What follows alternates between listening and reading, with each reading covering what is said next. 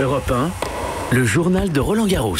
C'est avec vous Corinne Boulou. Bonjour Corinne. Bonjour Patrick, bonjour à tous. Un premier tour contrasté pour les 3 derniers vainqueurs de Roland Garros qui étaient sur les cours hier. Oui, le Serbe Novak Djokovic, lauréat de l'édition 2016, quart de finaliste l'an passé, s'est montré solide pour accéder au deuxième tour en 3-7. En revanche, Stan Wawrinka, vainqueur il y a 3 ans, finaliste encore l'an passé, à court de forme, a craqué en 5-7. Il plongera au 256e rang mondial à la fin du tournoi.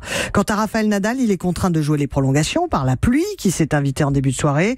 Son match contre l'Italien Bolelli a été interrompu alors que l'Espagnol numéro 1 mondial menait 2-7-0 et que dans la 3e manche, Bolelli avait pris l'avantage 3-0. Le chiffre du jour 4 comme le nombre de Français qualifiés hier pour le deuxième tour. Oui, Richard Gasquet, expéditif, a balayé l'Italien Sépine, lui laissant que 4 jeux. Qualification aussi de Gilles Simon, de Benoît Paire et de Pauline Parmentier qui est revenue sur le coup de main que lui a donné Yannick Noah juste avant le début du tournoi. J'ai envoyé un message à Yannick il y a 3 semaines en lui disant t'es là pendant Roland, et il m'a dit je vais être là 5-6 jours, si t'as besoin de moi je suis là. Donc je lui ai dit c'est mon rêve.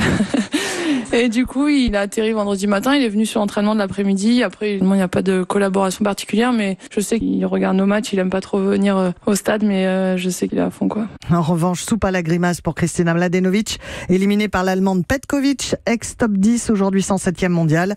La Française, quart de finaliste l'an passé, enregistre à Paris une 3e défaite consécutive dès le premier tour en Grand Chelem. La plus improbable des victoires pour un Argentin battu en qualification, mais repêché in extremis. Oui, c'est assez incroyable. Retourné chez lui à Barcelone où l'attendait sa grand-mère, arrivée de Buenos Aires pour visiter la Catalogne, il n'a pas hésité à prendre la route avec elle, sa mère et son frère lorsque la direction du tournoi lui a proposé de remplacer au pied levé l'Australien Kyrgios, forfait. 10 heures de route lundi pour une victoire hier inespérée sur un autre Australien, Tomic, pour Marco Trungelliti, 28 ans, 190e mondial. Il l'a mérité sa victoire. La première coupe de la quinzaine est attribuée à Benoît Paire. Ah oui, le fantasque avignonnais de 29 ans a choisi de se présenter avec une nouvelle teinte de cheveux, mais il l'a reconnu à l'issue de son match. Ce n'est pas encore au point. Je suis passé du blanc il y a 3 jours à jaune, à gris, donc les cheveux sont démolis, ils sont complètement brûlés, j'ai le crâne en feu. Mais bon, j'assume, c'était un choix.